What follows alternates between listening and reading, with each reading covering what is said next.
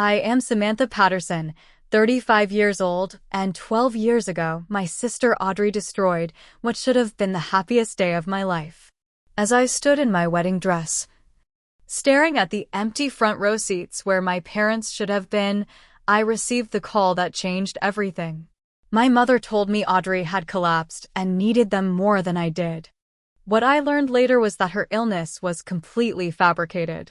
Looking back now from my beautiful home with my amazing husband Nathan and our two wonderful children, I realized that betrayal was actually my liberation. Before I tell you how my parents stormed into my home after 12 years of silence, drop a comment letting me know where you're watching from. Hit subscribe and join me on this journey from heartbreak to healing.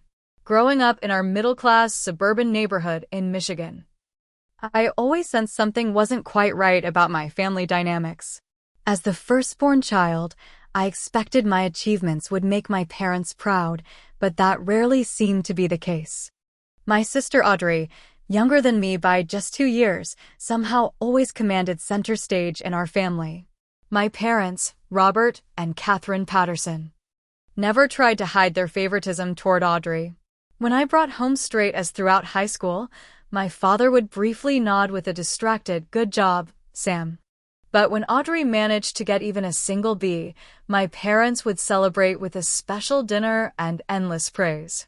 This pattern was so predictable that I eventually stopped sharing my accomplishments with them. Samantha has always been self-sufficient, my mother would tell relatives at family gatherings. Audrey needs more attention. This became the unspoken family motto that justified the imbalance in their affection and support. The most telling incidents always involved Audrey's emergencies. During my important swim meet finals in junior year, Audrey claimed to have severe stomach pains just as we were about to leave the house. My parents immediately rushed her to the emergency room, leaving me to find my own way to the competition. By evening, Audrey was miraculously recovered, watching TV and eating ice cream. No one ever mentioned my meet again or asked how I performed. When I graduated as valedictorian, my parents arrived late to the ceremony because Audrey had a meltdown about the outfit she planned to wear. They missed my speech entirely. Meanwhile, when Audrey graduated with average grades 2 years later, my parents threw an extravagant party and bought her a car as a graduation gift. I had received a greeting card and a $100 check for my achievement. College became my escape. At the University of Michigan, I finally experienced what it felt like to be valued for my own merits. Professors praised my work based on its quality, not in comparison to someone else. I made friends who chose to spend time with me because they enjoyed my company. And most importantly, I met Nathan. Nathan Campbell walked into my Economics 101 class 15 minutes late on the first day of sophomore year, apologizing profusely to the professor before sliding into the only available seat, which happened to be next to mine. He borrowed a pen from me, and from that simple interaction grew a friendship that eventually blossomed into love. What struck me most about Nathan was how attentively he listened when I spoke. When I shared stories about my family, he didn't dismiss my feelings or tell me I was overreacting, as my parents often did. Instead, he validated my experiences and helped me recognize the unhealthy patterns I'd grown up with.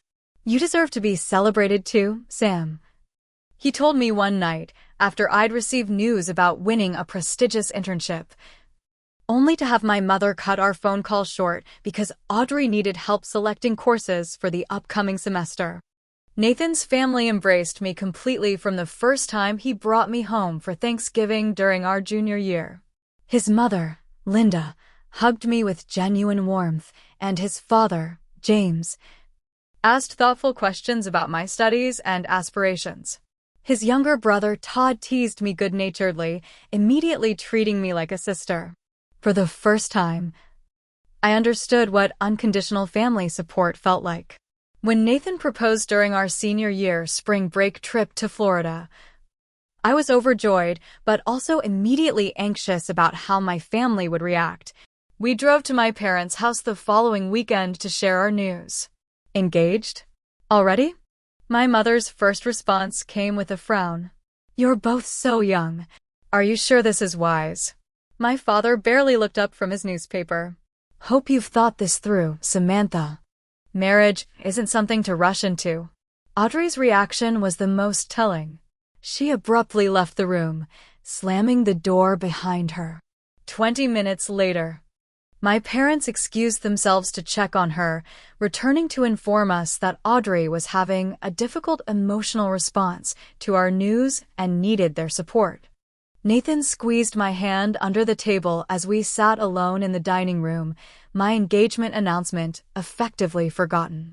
This was my first warning of what our wedding planning experience would entail, though I couldn't have imagined then just how painful it would become. As we drove back to campus that evening, Nathan asked, "Are they always like that?" I nodded, tears forming despite my efforts to hold them back. "Always. I just keep hoping one day will be different." He pulled the car over, turned to me with intense sincerity in his eyes, and said, "I promise you, Sam, our family will be different. You will always come first with me." Little did I know how soon that promise would be tested, or how completely Nathan would keep his word when my own family failed me in ways I couldn't yet imagine. The months following our engagement should have been filled with excitement and joy. Instead, they became an exercise in frustration and heartbreak as my family repeatedly demonstrated where their priorities truly lay. After graduating college, Nathan and I both secured jobs in Chicago, about 3 hours from my parents' home in Michigan. We set our wedding date for June the following year, giving us plenty of time to save money and plan a beautiful celebration. When I called my mother to discuss possible venues, her response was immediately discouraging. "June might be difficult for us, Samantha," she said with a sigh. "Audrey is applying for graduate school programs, and we may need to visit campuses with her around that time." This became the first of many excuses. When I suggested looking at wedding dresses together, my mother claimed she couldn't get away because Audrey was going through a personal crisis that required her attention. What this crisis entailed was never explained to me, though social media photos showed Audrey attending parties and concerts during this supposedly difficult period. Nathan's frustration grew as he witnessed my repeated disappointments. "Your parents are missing out on important moments they'll never get back," he said after my mother canceled our dinner to discuss wedding plans at the last minute. "And more importantly, they're hurting you, Sam." I made excuses for them, falling into the familiar pattern established throughout my childhood. "They're just worried about Audrey. She's going through a rough time," I would say, though I wasn't entirely sure what this rough time involved. Meanwhile, Nathan's family threw themselves enthusiastically into wedding preparations. His mother Linda offered to help address invitations, his father James researched photographers, and his brother Todd organized a surprise engagement party for us. Their warmth and excitement only highlighted the coldness from my own family. As summer turned to fall, Audrey's comments about our wedding became increasingly passive-aggressive.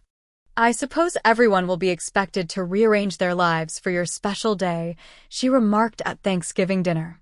"Some people have actual important things happening, you know." My parents never corrected these comments or defended me.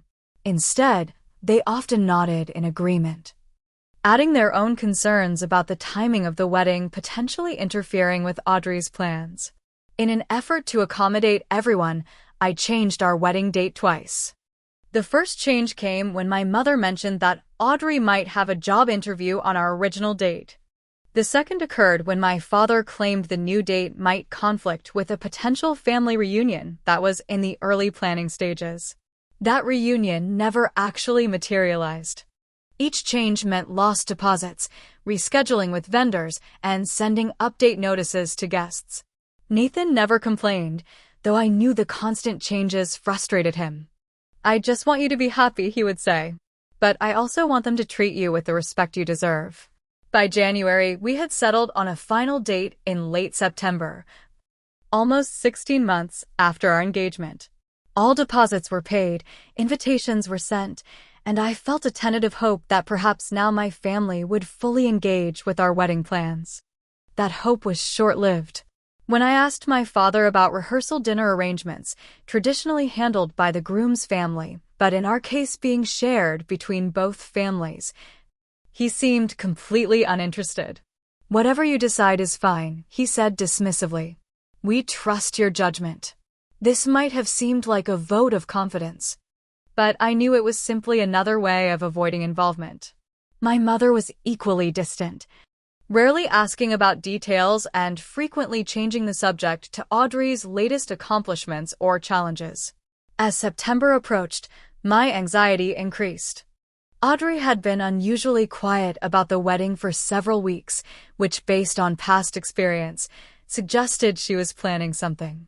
1 week before the wedding, I decided to have a heart-to-heart conversation with my parents, hoping to ensure their full support on the actual day. I visited their home on a Sunday afternoon while Audrey was out with friends. Sitting in the familiar living room where I'd grown up, I tried to express my feelings openly. "Mom, Dad, I know this year has been busy for everyone," I began carefully.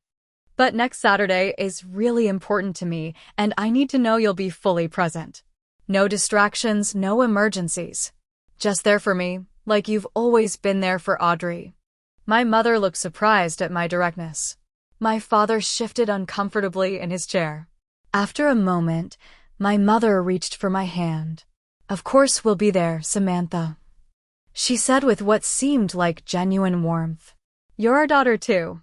That too spoke volumes, but I chose to focus on the promise rather than the qualifier. My father nodded in agreement, adding, "It's your big day. We wouldn't miss it." I left their house feeling cautiously optimistic. Perhaps they had finally recognized how important this was to me. Perhaps, just this once, I would take priority in my family. How completely wrong I was. The day before my wedding dawned bright and clear. A perfect September morning that seemed to promise everything would go well. The rehearsal was scheduled for that evening, followed by the dinner that Nathan's parents had generously offered to host entirely after my father's continued disinterest in participating. Throughout the day, everything proceeded smoothly. The final floral arrangements were confirmed, the weather forecast remained favorable, and our out-of-town guests began to arrive. Nathan and I had decided to spend the night before our wedding apart, following tradition, so I checked into the hotel suite where I would prepare the next morning, surrounded by my bridesmaids. My best friend Jessica, who had been by my side since our freshman year of college, stayed with me that night. We talked late into the evening, sipping champagne and sharing our excitement about the next day. Around midnight, as we were finally preparing for sleep, my phone rang. Seeing my mother's name on the screen so late sent an immediate chill through me. "Mom? Is everything okay?" I answered, already feeling my stomach tighten with anxiety. "Samantha, it's Audrey." My mother's voice sounded strained. "She collapsed about an hour ago. We're at the hospital now." My heart raced as conflicting emotions of concern and suspicion battled within me. What happened? What did the doctors say? "They're running tests," my mother replied vaguely. "They mentioned something about her heart rate being irregular. She's very weak, can barely stay conscious." "Do you need me to come there?" I asked, though a small voice inside me was already questioning the timing of this emergency. No, my mother answered quickly. "Stay where you are. Get your rest for tomorrow. We'll keep you updated." After hanging up, I turned to Jessica, who had heard my side of the conversation. "Audrey's in the hospital apparently. Collapsed suddenly." Jessica's expression mirrored my own doubt. Having witnessed many of Audrey's conveniently timed crises over the years, she asked the question I was afraid to voice. "Do you think it's real this time?" "I don't know," I admitted. "The timing is certainly suspicious." We eventually fell into an uneasy sleep, but my dreams were troubled by images of empty chairs and disappearing family members. When morning came, I tried to focus on the joy of marrying Nathan rather than my worry about Audrey and my parents. My bridesmaids arrived early, bringing breakfast and coffee, their excitement helping to lift my spirits. Jessica carefully arranged my hair while another friend applied my makeup. The photographer captured these preparation moments, and for a while, I was able to immerse myself in the happiness of the occasion. Then my phone rang again. It was 10:30 a.m., just 3.5 hours before the ceremony was scheduled to begin. Seeing my father's name on the screen, I felt that same foreboding I'd experienced the night before. "Dad? How's Audrey?" I asked immediately. "Not good, Samantha," he replied, his voice uncharacteristically emotional. "The doctors are concerned. They're talking about possible heart complications. Your mother and I need to stay with her." The implication hung in the air for a moment before I fully processed what he was saying. "You're not coming to my wedding. We can't leave her like this, Samantha. She needs us." "I need you too, Dad," I whispered, tears already forming. "It's my wedding day." "You have Nathan," he replied dismissively. "Audrey only has us." My mother came on the line then, her voice taking on that familiar tone she used when Audrey's needs were being prioritized. "Samantha, you should consider postponing. With Audrey in this condition, none of us can truly celebrate anyway." "Postpone?" I repeated incredulously. "Mom, everything is set. Guests are already here from out of town. The venue, the food, everything is paid for." "Well, if you insist on going through with it today, you'll have to do it without us," she stated firmly. "Your sister is sick, possibly seriously. We can't just abandon her to attend a party." Her words struck me like physical blows. A party. That's how she viewed my wedding day. "So those are my options?" I asked, my voice shaking. "Cancel my wedding or go through with it alone." "Don't be dramatic, Samantha," my father interjected. "You're not alone.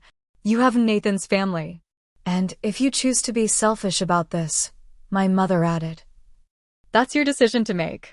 After they hung up, I locked myself in the bathroom, sank to the floor, and finally allowed the tears to flow freely. The betrayal was so complete, so devastating that for a few minutes, I couldn't even think clearly. Years of similar betrayals flashed through my mind, moments when Audrey's needs, real or manufactured, had taken precedence over mine. A gentle knock on the door eventually broke through my grief. "Sam? It's Jessica. Can I come in?" I unlocked the door, and Jessica immediately wrapped me in a tight hug as I explained what had happened. She listened, her expression growing increasingly angry on my behalf. "This is absolute garbage," she said finally. "I've watched this pattern for years, and I'm done staying quiet about it. Your sister is not having a medical emergency. I'd bet my life on it." "It doesn't matter," I said numbly. "They've made their choice." Again. "So, what do you want to do?" Jessica asked, holding my shoulders and looking directly into my eyes. "This is your day, Sam. Not theirs. Not Audrey's. Yours and Nathan's. What do you want?" I took a deep breath, wiped my tears, and felt something shift inside me. A lifetime of seeking approval and acceptance from people who were incapable of giving it suddenly seemed like a wasted effort. In that moment, I made a decision that would alter the course of my life. "I want to marry Nathan," I said firmly. "Today, as planned. With or without them." Jessica smiled, squeezing my hands. "That's my girl." When I emerged from the bathroom, I asked everyone to give me a moment alone. I called Nathan, terrified that sharing this latest family drama might somehow taint our special day. His response confirmed yet again why he was the perfect partner for me. "Sam, I'm marrying you today, not your family," he said without hesitation. "If they've chosen not to be part of this, that's their loss. We'll surround ourselves with people who truly love and support us." With renewed determination, I rejoined my bridesmaids and continued preparing for the ceremony. I asked Jessica to inform the venue coordinator about the change in guest count, and we rearranged the seating slightly to avoid the obvious gap where my family should have been. Walking down the aisle without my father was not how I had imagined this day. Instead, Nathan's father James offered to escort me, a gesture of kindness that brought fresh tears to my eyes. "I would be honored," he said when I called to ask him. "You're already a daughter to me, Sam." As the music began and I took my first steps toward Nathan, I felt a complex mixture of emotions. There was profound sadness at the empty seats in the front row where my parents and sister should have been. But there was also an unexpected sense of liberation. For perhaps the first time in my life, I was making a choice solely for my own happiness, without seeking their approval or adjusting my plans to accommodate Audrey's latest crisis. Nathan's eyes never left mine as I walked toward him, his smile radiating love and support. When I reached him, he gently wiped a tear from my cheek and whispered, "You look absolutely beautiful." I'm the luckiest man alive. Our vows felt especially meaningful given the morning's events. We promised to support each other, to prioritize our relationship, and to create the kind of loving family both of us deserved.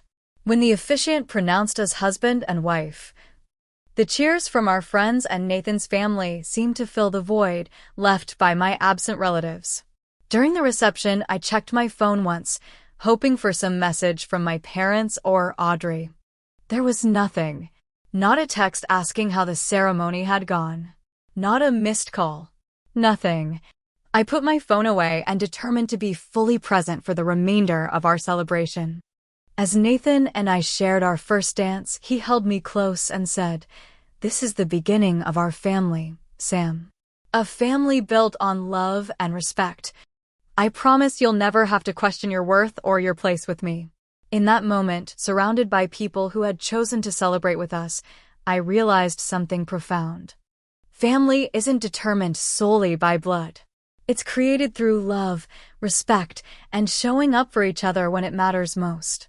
My birth family had failed that test spectacularly.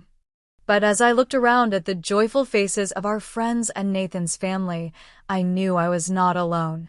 Far from it. Our honeymoon in Hawaii should have been a time of pure bliss, and in many ways, it was. Nathan and I spent days exploring beautiful beaches, hiking to breathtaking waterfalls, and beginning to build our life together. Yet the shadow of my family's betrayal lingered, coloring even our happiest moments with a tinge of sadness. "I keep checking my phone," I admitted to Nathan on our third day as we sat watching the sunset from our beachfront balcony. Part of me still expects them to call, to explain, to apologize. Nathan took my hand, his expression gentle but concerned. Would an apology be enough at this point? It was a question I wasn't ready to answer. Instead, I tried to push my family from my mind and focus on enjoying our honeymoon. But each night, before falling asleep, I would check my phone one last time. Still nothing. We returned home to Chicago after 2 weeks to begin our married life together. 3 days after our return, I received a text message from my cousin Melissa with an attached photo. The message read, "Thought you should see this. Taken the day of your wedding at the mall. I'm so sorry, Sam." The photo showed Audrey, my supposedly critically ill sister, shopping at the mall with 2 friends. She was smiling, carrying shopping bags, looking completely healthy. The timestamp confirmed it had been taken just hours after my parents had called to say they couldn't attend my wedding because of her condition. I sat staring at that photo for what felt like hours, a cold numbness spreading through me. When Nathan came home from work, he found me still sitting there, phone in hand. "Sam? What's wrong?" he asked, immediately concerned. Wordlessly, I handed him my phone. He looked at the photo, his expression hardening as he understood its significance. "They lied," I finally said, my voice hollow. "They all lied." Nathan sat beside me, putting his arm around my shoulders. "What do you want to do?" After a long silence, I called my parents. My mother answered on the 4th ring, her voice cautious. "Samantha? Are you back from your honeymoon?" "I saw the photo, Mom," I said without preamble. "Audrey at the mall on my wedding day, looking perfectly healthy." There was a long pause before my mother responded. "I don't know what photo you're talking about. Audrey was very ill. She's still recovering." Stop lying, I said, my voice surprisingly calm despite the rage and hurt churning inside me. I have photographic evidence. Timestamp and everything. She was shopping with friends while you and Dad were telling me she was critically ill in the hospital. Well, she was feeling a bit better later in the day, my mother hedged. The doctors gave her something that helped temporarily. So she recovered from a serious heart condition enough to go shopping, but you still couldn't make it to my wedding? Even for an hour? The absurdity of her explanation only increased my anger. Samantha, you're being selfish, my father's voice suddenly interjected. He had apparently been listening on another extension. Your sister needed us. And I didn't? It was my wedding day. You've always been independent, my mother said, using her familiar refrain. Audrey is more sensitive, more fragile. Fragile enough to shop for hours, but too fragile to sit through her sister's wedding ceremony. I countered. You don't understand the full situation, my father said dismissively. Audrey has been going through a lot. In that moment, something inside me broke permanently. Or perhaps it finally healed. I realized with sudden clarity that nothing would ever change. No matter what milestone or crisis occurred in my life, Audrey would always take precedence. My feelings, my needs, my most important life events would always be secondary in my parents' eyes. I understand perfectly, I replied, a new resolve strengthening my voice. I understand that I've spent my entire life accepting scraps of attention and affection from you both. Always believing that someday I would matter as much as Audrey does. But now I see that will never happen. That's not true, my mother protested weakly. We love both our daughters equally. No, you don't, I stated simply. And that's your right. You can love whoever you want, however you want. But it's my right to remove myself from a situation that's harmful to me. So that's what I'm doing. What does that mean? My father demanded. It means I'm done, I explained. I won't be calling anymore. I won't be visiting. I won't be available when Audrey's next crisis inevitably occurs and you need someone to pick up the pieces. You're overreacting, my mother said sharply. This is what you always do, Samantha. You make everything so dramatic. Goodbye, Mom. Goodbye, Dad, I said, and then I hung up. Nathan had heard the entire conversation. He didn't speak immediately. Just pulled me into a tight embrace as I began to cry. These weren't the desperate tears I'd shed on my wedding day, but quieter tears of mourning for the family relationship I had always wanted but now accepted I would never have. The next few months were difficult in ways I hadn't anticipated. Cutting contact with toxic family members sounds empowering in theory, but the reality involves a complicated grief process. I mourned not just the relationship I'd had with my parents and sister, but also the relationship I had always hoped we might eventually develop. The first Thanksgiving after our wedding was particularly challenging. We spent it with Nathan's family, who went out of their way to make me feel included and loved. But as we sat around their table, I couldn't help thinking about my own family's gathering happening simultaneously 3 hours away. Do you regret your decision? Nathan asked gently as we drove home that evening. No, I answered after careful consideration. I regret that it was necessary. I regret that they couldn't love me the way I needed to be loved. But I don't regret choosing my own well-being. My journey toward healing began in earnest when I started therapy with Dr. Rivera, a compassionate woman who specialized in family trauma. In our first session, she asked a question that fundamentally shifted my perspective. What if the problem was never you, Samantha? What if there was nothing you could have done differently to earn their equal love and attention? That simple question unlocked something profound within me. I had spent my entire life believing that if I just achieved more, complained less, or found the right way to communicate, my parents would finally see me as equal to Audrey in deserving their attention and affection.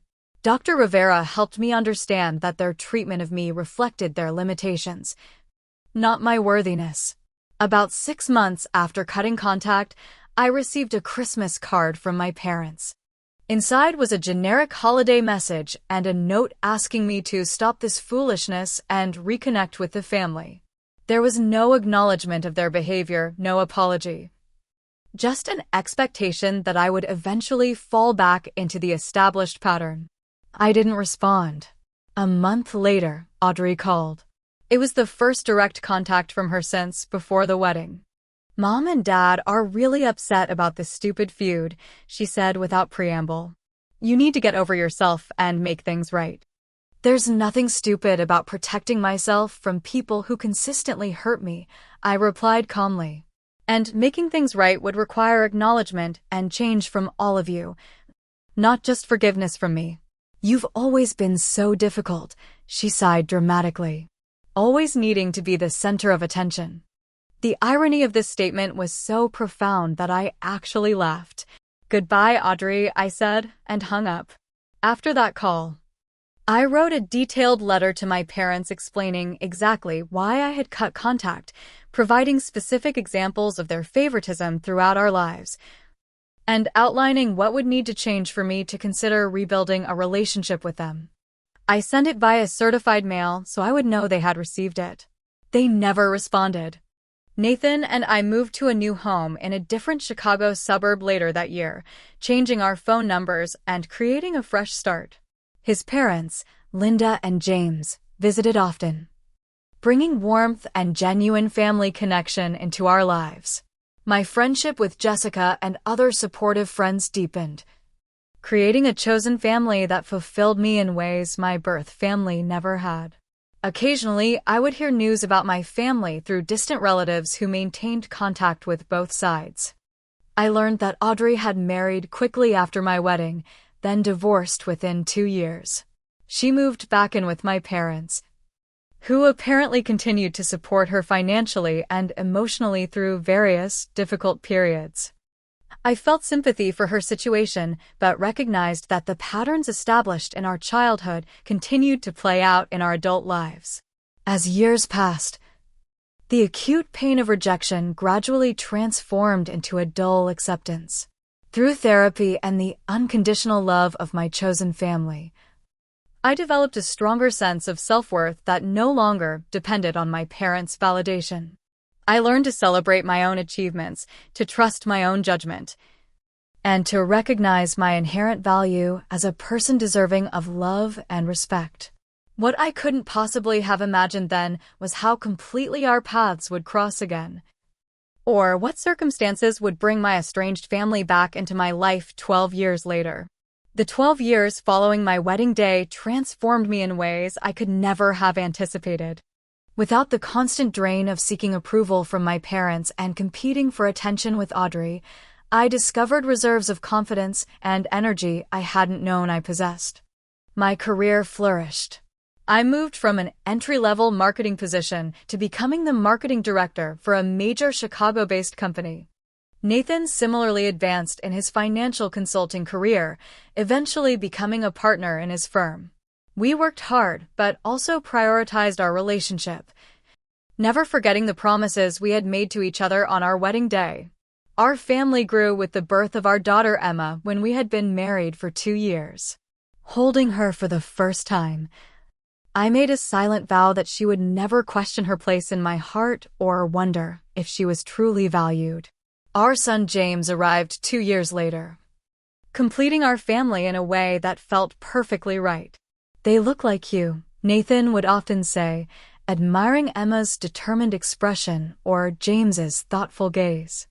"They have your strength too." Parenthood brought its own challenges, of course, but also indescribable joy. I approached motherhood with intentionality, drawing on both positive and negative lessons from my own upbringing. When Emma achieved something noteworthy, we celebrated her effort and character rather than the achievement itself. When James struggled with reading, we provided support without comparing him to his sister. Both children grew secure in the knowledge that they were loved unconditionally and equally. Holidays, once a source of tension and disappointment, became opportunities to create meaningful traditions for our own family. We hosted Thanksgiving dinners for friends who, like us, were separated from their birth families for various reasons. We established Christmas morning rituals that centered around togetherness rather than just gift-giving. We celebrated birthdays with enthusiasm, but without excessive materialism, focusing instead on making each person feel special and appreciated. Nathan's parents remained a consistent, loving presence in our lives. Linda taught Emma to bake using family recipes passed down through generations. James spent hours in James Sr.'s workshop, learning to build birdhouses and repair broken toys. They attended school plays, soccer games, and piano recitals, their proud faces always visible in the audience. "You have given us the greatest gift," Linda told me once as we prepared dinner together. "Watching you heal and create such a beautiful family has been a privilege." These words touched me deeply, affirming that family connections could be nurturing rather than depleting. My relationship with my in-laws showed me what healthy parent-child dynamics could look like even in adulthood. My friendship with Jessica remained central to my life as well. She had stood by me through the wedding crisis and continued to offer unwavering support through the years that followed. When she married and had children of her own, our families became intertwined, our kids growing up as close as cousins. "We're not just friends," she told me on my 30th birthday. "We're the sisters we each deserve to have." Through these relationships and my ongoing therapy with Dr. Rivera, I gradually developed a more complete understanding of the family dynamics that had shaped my early life. I came to recognize that my parents' favoritism toward Audrey likely stemmed from their own unresolved issues and limitations, not from any inherent lack in me. This insight didn't excuse their behavior, but helped me contextualize it in a way that allowed for healing. "Your parents appear to have what we call an enmeshed relationship with your sister, Dr. Rivera explained during one particularly illuminating session. "They've built their identities around being needed by her, which makes it difficult for them to celebrate your independence and success. It's about their needs, not your value." This perspective helped me release much of the self-doubt that had plagued me throughout my childhood and early adulthood. I began to see my independence not as a reason I had been overlooked, but as a strength that had ultimately allowed me to build a healthier life. Occasionally, news about my birth family would reach me through extended relatives. I learned that my father had retired from his accounting job but continued to work part-time to help support Audrey, who seemed unable to maintain steady employment. My mother had developed minor health issues but apparently still devoted most of her energy to managing Audrey's various crises. Audrey herself had a second brief marriage that also ended in divorce, followed by what was described as a difficult period that required her to move back in with my parents. While I felt sympathy for their situations, I also recognized the continuation of the unhealthy patterns that had defined our family system. Each time I heard these updates, I felt more confident in my decision to maintain distance. When Emma turned 8, she came home from school one day with questions about my parents. "Lily's grandparents came for Grandparents' Day," she said. "How come we only have Grandma Linda and Grandpa James? Where are your mom and dad?" Nathan and I had agreed to be honest with our children about my family situation when they were old enough to understand, presenting the information in age-appropriate ways. This moment had arrived sooner than I expected. "I have parents, just like everyone does," I explained carefully. "But sometimes adults don't treat each other kindly, and when that happens, it's okay to create space between yourself and people who hurt you, even if they're family." "Did your mom and dad hurt you?" Emma asked, her young face serious. "They made choices that were very hurtful to me," I confirmed. "I decided it was healthier for me to build a life without them in it." "Do you miss them?" she persisted. "I miss the relationship I wished we could have had," I answered truthfully. "But I'm very happy with our family just as it is." This conversation, and others like it that followed as our children grew older, reinforced my commitment to breaking the cycle of dysfunction. By modeling healthy boundaries and honest communication, I hope to give Emma and James the emotional tools I had lacked growing up. The greatest affirmation of our family's strength came during a parent-teacher conference when Emma was 10. Her teacher, Mrs. Collins, commented on Emma's exceptional empathy toward other students. She notices when children are left out or feeling sad, Mrs. Collins explained. She makes a special effort to include everyone. It's quite remarkable for her age. Nathan squeezed my hand under the table, both of us recognizing that Emma's sensitivity to exclusion reflected the values we had worked so hard to instill. Our daughter was carrying forward the lessons we had learned through difficulty, transforming past pain into present compassion. As we approached our 12th wedding anniversary, Nathan and I decided to purchase a larger home in a neighborhood with excellent schools for the children. The colonial-style house, with its spacious yard and welcoming front porch, represented the culmination of years of hard work and careful planning. Moving in felt like turning the page to a new chapter in our lives.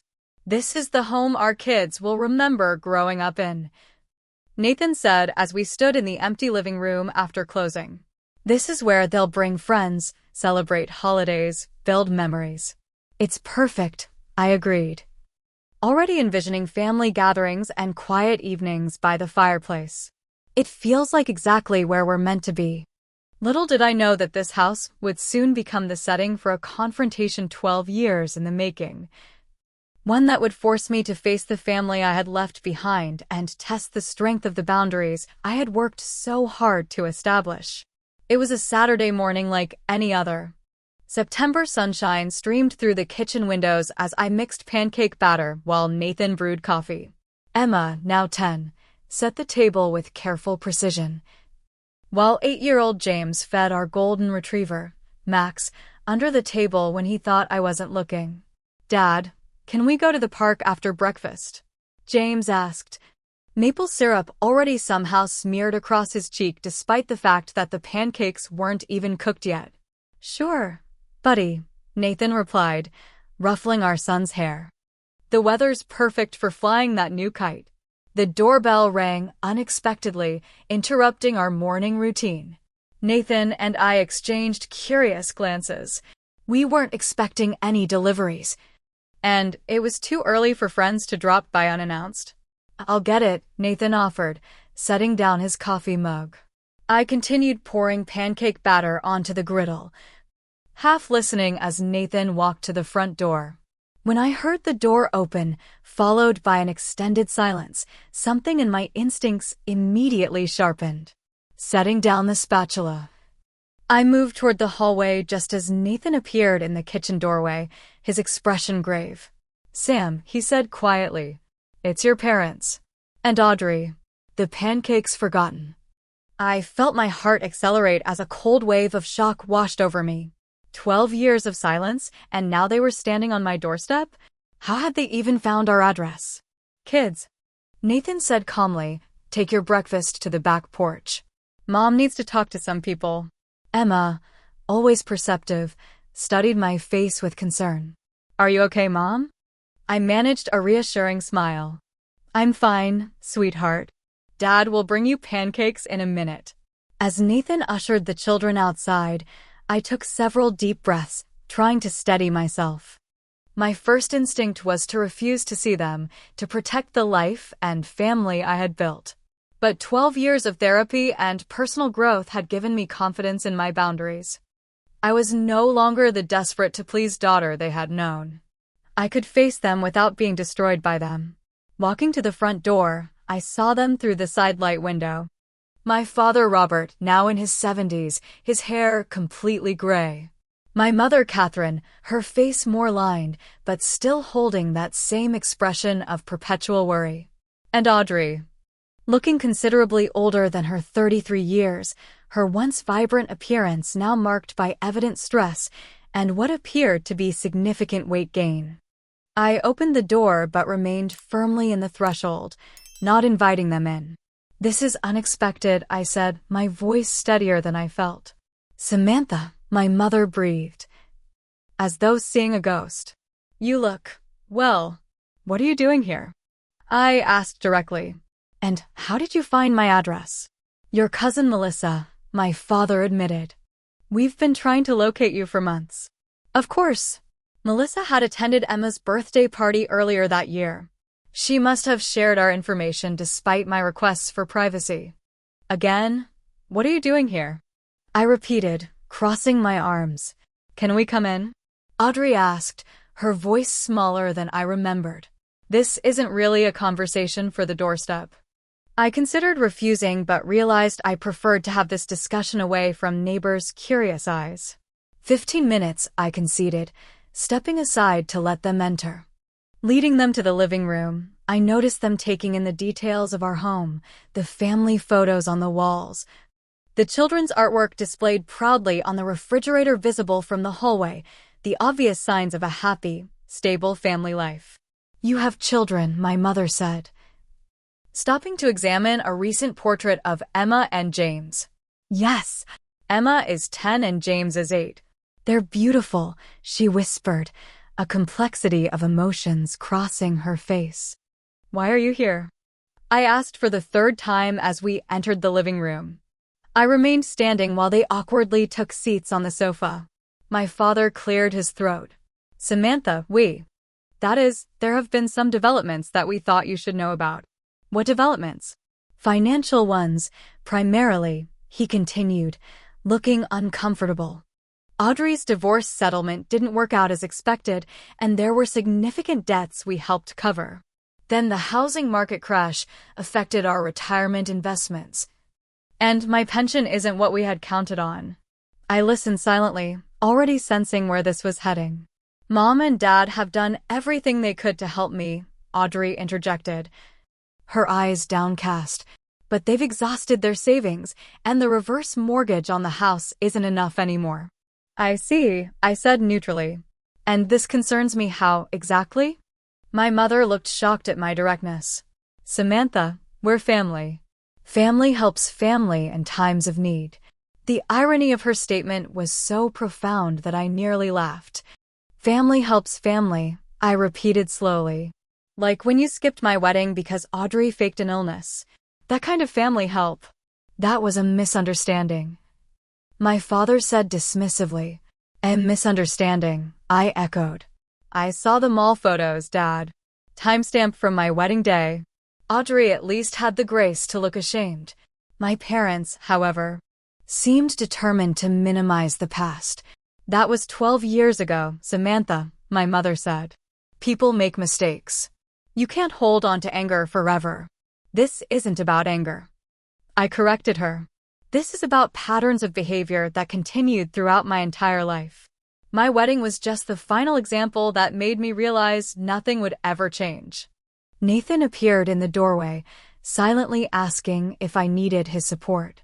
I nodded slightly, and he joined me, standing beside me with his hand resting supportively on the small of my back. You remember Nathan, I said, not phrasing it as a question. My father nodded stiffly. My mother murmured a quiet hello. Audrey didn't look up. So let me make sure I understand. I continued. After 12 years of no contact, you've tracked down my address and shown up unannounced because you need money. We wouldn't ask if it wasn't serious, my father said. Your sister has nowhere else to turn. And you've gone through your retirement savings supporting her, I finished for him. You've obviously done well for yourselves, my mother noted, gesturing around at our comfortable home. We thought, given your success, you might be in a position to help family in need. The conversation felt surreal. They had appeared after 12 years of silence, not to reconcile or apologize, but to ask for financial support. All while continuing to frame Audrey as the victim deserving of everyone's help. Let me be clear, I said, my voice calm but firm. You chose Audrey over me at every significant moment of my life. You missed my wedding for a fabricated illness. You never met my children or showed any interest in my life for 12 years. And now you expect me to open my checkbook because, once again, Audrey needs help. You're being harsh. My father said, his tone defensive. We had our reasons for the choices we made. Yes, you did, I agreed. And I had my reasons for the choices I made, including building a life where I'm valued and respected. Audrey suddenly looked up, tears streaming down her face. "I'm sorry, Sam," she blurted out. "I was awful to you. I was jealous and manipulative, and I ruined your wedding day on purpose." Her unexpected confession silenced the room. My parents looked at her in shock. "Audrey, what are you saying?" my mother asked. "I'm saying I wasn't sick that day," Audrey admitted, her voice breaking. "I was jealous that Sam was getting married before me, that she had found someone who truly loved her. I pretended to be ill because I wanted to ruin her day. I've been doing things like that our whole lives, and you both enabled me every time." The honesty I had waited decades to hear finally emerged, not from my parents but from my sister. It should have felt vindicating, but instead, I felt a complex mixture of emotions, including an unexpected twinge of compassion for Audrey. "Why are you telling me this now?" I asked her directly. "Because I've lost everything," she answered simply. 2 failed marriages, no career, no savings, no real friends. And watching you today, seeing the life you've built without us, I realized that you succeeded because you broke free from our toxic family patterns. Patterns I helped create. My parents appeared stunned by Audrey's confession. My father's face had paled, while my mother seemed to be struggling to process this new reality that contradicted the family narrative she had maintained for years. "Samantha," my mother began tentatively. "If what Audrey is saying is true—" "It is true," I interrupted. "And you both knew it on some level. You chose to believe what was convenient. What fit the family dynamic you were comfortable with." Nathan, who had remained silent throughout this exchange, spoke up. "I think we all need to acknowledge that this conversation isn't really about money. It's about patterns of behavior that cause deep hurt, patterns that apparently haven't changed." My father bristled. "This is a family matter. We came to speak to our daughter." "Nathan is my family," I stated firmly. "The family I chose and built. The family that has never failed me or asked me to be less so that someone else could be more." Standing there in my living room, facing the people who had caused me so much pain, I realized that I felt neither the crushing hurt of the past nor the burning anger that had once fueled my decision to cut contact. Instead, I felt a clear-eyed compassion that didn't diminish my boundaries. "I can't give you money," I said finally. "Not because I'm punishing you, but because it would perpetuate the unhealthy dynamics that have hurt all of us, including Audrey. What I can offer is information about financial counseling services and family therapy resources, if you're genuinely interested in making changes." "So that's it?" my father asked incredulously. "A referral sheet is all you can offer your family? That's more than you offered me on my wedding day," I reminded him gently. "And yes, that's all I can responsibly provide right now." My mother began to cry softly. Audrey simply nodded, appearing to understand in a way my parents couldn't. "I think it's time for you to go," Nathan suggested. "Our children will be coming back inside soon, and I'd prefer they not witness this." As if on cue, Emma's laughter floated in from the back porch, a reminder of the joyful life that continued just beyond this difficult moment. My parents stood reluctantly, clearly having expected a different outcome. As they moved toward the door, Audrey hung back slightly. "For what it's worth, Sam," she said quietly, "I am truly sorry." "For everything," I nodded, acknowledging her apology without immediately accepting it. "Goodbye, Audrey." As I closed the door behind them, I felt an unexpected sense of closure. The confrontation I had both feared and sometimes fantasized about had finally occurred, and I had remained true to myself throughout. I hadn't been diminished by their presence or manipulated by their needs. I had maintained my boundaries while still offering what help I could responsibly provide. Nathan pulled me into a tight embrace as soon as they were gone. "I'm so proud of you," he whispered against my hair. From the kitchen came the smell of burning pancakes, a mundane reminder that life continued beyond this momentous encounter. Laughing through sudden tears, I moved to rescue breakfast, grateful for the ordinary challenges of my chosen life. The days following my family's unexpected visit were filled with a strange mixture of emotions.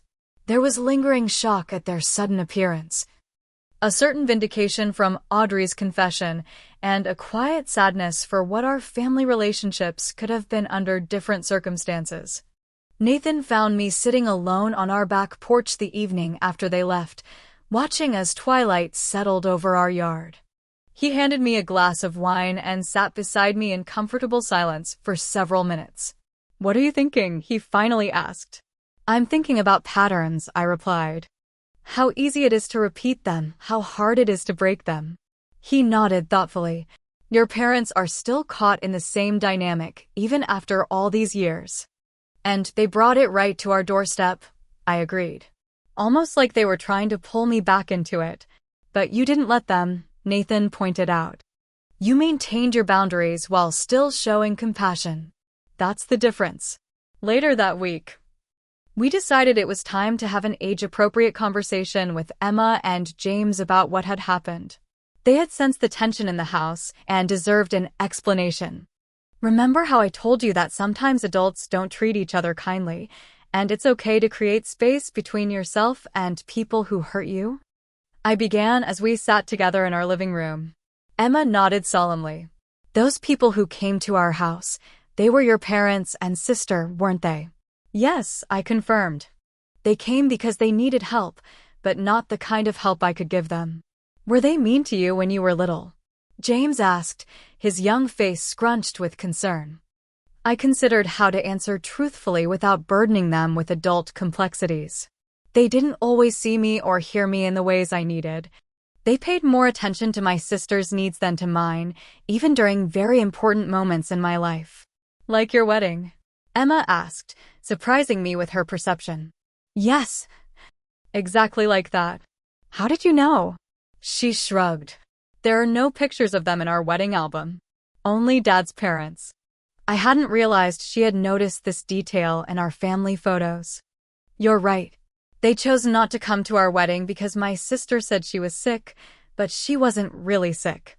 She was just upset that I was getting married." "That's really mean," James declared with the straightforward moral clarity of an 8-year-old. "It was hurtful," I agreed. "And because they kept making choices that hurt me, Dad and I decided to build our family without them." "Are they going to come back?" Emma asked, a hint of worry in her voice. "I don't think so," I reassured her. "But if they do, you don't need to worry. Dad and I will always protect our family and make decisions based on what's best for all of us. We're better without mean people anyway," James declared, throwing his arms around my neck in a fierce hug that brought tears to my eyes. "We have the perfect family right here," Emma added, joining our hug as Nathan wrapped his arms around all three of us. In that moment, surrounded by the unconditional love of my chosen family, I felt an overwhelming gratitude for the path my life had taken, despite its painful beginnings. 3 weeks after their visit, a letter arrived from Audrey. Unlike my parents, who had apparently accepted my refusal and disappeared back into silence, my sister seemed genuinely motivated to make amends. "I've started therapy," she wrote. "For the first time, I'm facing how my behavior affected you and how Mom and Dad's enabling affected me. I don't expect forgiveness, but I wanted you to know that your boundaries helped me see truths I've been avoiding my entire life." The letter continued with specific acknowledgments of incidents throughout our childhood and young adulthood where she had manipulated situations to maintain her position as the center of attention. She ended with a request. "If you're ever willing to meet for coffee, just the two of us, I would be grateful for the opportunity. No expectations, no pressure. I just want to apologize to your face and perhaps begin to know the sister I lost through my own selfishness." I shared the letter with Nathan and Dr. Rivera, considering carefully whether reopening any communication with Audrey would be healthy or wise. After much reflection, I decided to take a cautious step toward limited contact. We met at a coffee shop midway between our homes on a Tuesday afternoon. Seeing Audrey in this neutral setting, without our parents present, was a strangely disorienting experience. She seemed smaller somehow, less the looming figure of my childhood memories and more just a woman struggling with her own demons. "Thank you for meeting me," she said as we sat down with our drinks. "I honestly wasn't sure you would." "I wasn't sure either," I admitted. "But your letter seemed sincere."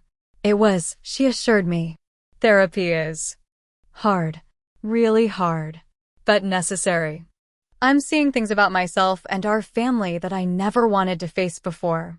"Like what?" I asked, genuinely curious about her perspective.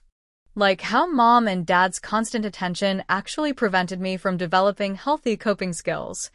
How I learned to manufacture crises to get needs met rather than communicating directly. How their enabling kept me dependent when I should have been building my own life, like you did." Her self-awareness surprised me. "That's quite insightful, Audrey." "I've had a lot of time to think since the divorce," she replied. "And seeing your home, your family, it made me realize what I've missed by staying trapped in our family patterns."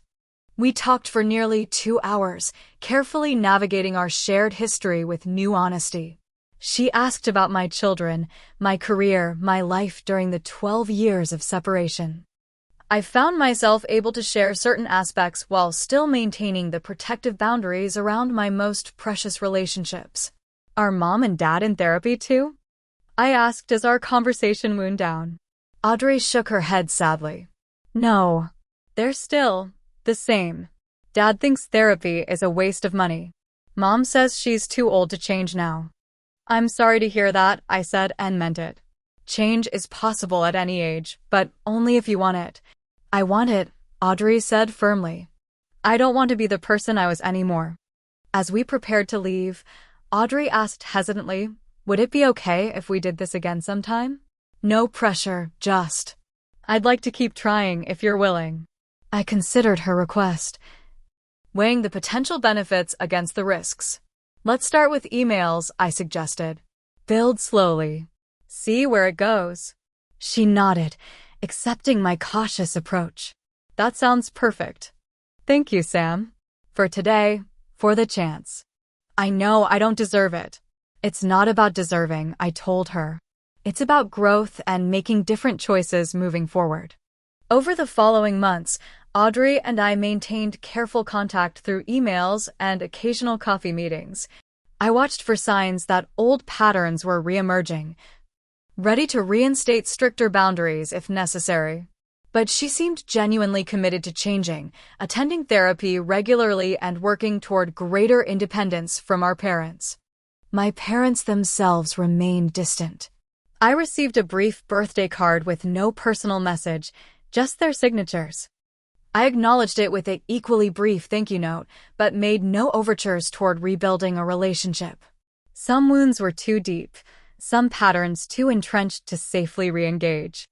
As our 12th wedding anniversary approached, Nathan suggested a celebration that would symbolize our journey together. "Let's renew our vows." He proposed one evening after the children were asleep. Not because anything needs fixing, but to celebrate how far we've come, how much we've built together. The idea resonated deeply. Our wedding day, while ultimately joyful in its purpose, had been shadowed by my family's betrayal. A vow renewal could reclaim the celebration we deserved. We planned a simple but meaningful ceremony in our backyard, surrounded by those who had truly supported us throughout our marriage. Nathan's parents, now in their 70s, but still vital and loving. Jessica and her family. Colleagues who had become friends. A few neighbors who had welcomed us warmly to our new home. And, after careful consideration, I invited Audrey. Not my parents, as that relationship remained too fraught with unresolved issues, but my sister alone, as acknowledgement of her efforts to change. The day arrived with perfect late September weather, just as our wedding day had 12 years earlier. Emma served as our flower girl, James as ring bearer. Nathan's father once again stood beside him as best man, while Jessica resumed her role as my matron of honor. When I walked across our lawn toward Nathan, wearing not a formal wedding gown but a simple white sundress, I saw in his eyes the same love and commitment that had sustained us through everything. The vows we exchanged were both a reflection on our past and a promise for our future. 12 years ago, I promised to create a family with you built on love and respect, Nathan said, holding both my hands in his. Today, I renew that promise, with even deeper understanding of what those words mean. Thank you for choosing me every day, for building this beautiful life with me, for showing our children what real love looks like. When it was my turn, I spoke from the heart. Nathan, you saw me clearly when I couldn't even see myself. You stood beside me through the hardest decisions of my life and celebrated with me through the most joyful ones. Our love has given me the courage to break old patterns and create new ones worthy of the family we've built together. I choose you today with even greater certainty than I did 12 years ago. As we sealed our renewed commitment with a kiss, applause erupted from our gathered loved ones. I caught sight of Audrey, standing slightly apart from the group, tears streaming down her face, but a genuine smile breaking through. When our eyes met, she mouthed a silent thank you that acknowledged both her presence at this celebration and her absence from the original one. The reception that followed was filled with laughter, music, and stories that honored the journey we had taken together. Emma and James danced with abandonment, secure in the love that surrounded them. Nathan's parents beamed with pride and affection for the family their son and I had created. Later that evening, after guests had departed and the children were asleep, Nathan and I sat together on our back porch swing, much as we had the night after my family's unexpected visit. Happy anniversary, he said softly, kissing my temple. 12 years and counting. The best 12 years of my life, I replied honestly. Despite everything, or maybe because of it. What do you mean? I considered my answer carefully. If my family hadn't shown me so clearly what I didn't want, I might not have recognized and appreciated what I do want when I found it with you. Their absence created space for something better to grow. Nathan nodded thoughtfully. From heartbreak to healing. Exactly, I agreed. And the healing is the greater part of the story. As I reflect now on the long journey from that devastating wedding day to the peace and joy I found, I understand that the most powerful act of self-care I ever committed was establishing and maintaining boundaries with those who couldn't or wouldn't respect my worth. That decision, painful as it was, created the foundation upon which I built a truly nurturing family. Have you ever had to make difficult decisions about family relationships to protect your own well-being? What boundaries have you established in your life that helped you heal and grow? I'd love to hear your thoughts in the comments below. And if this story resonated with you, please hit that like button and subscribe to hear more about navigating complex family dynamics and building the life you deserve. Thank you for listening to my journey. And remember that sometimes the hardest choices lead to the most beautiful outcomes.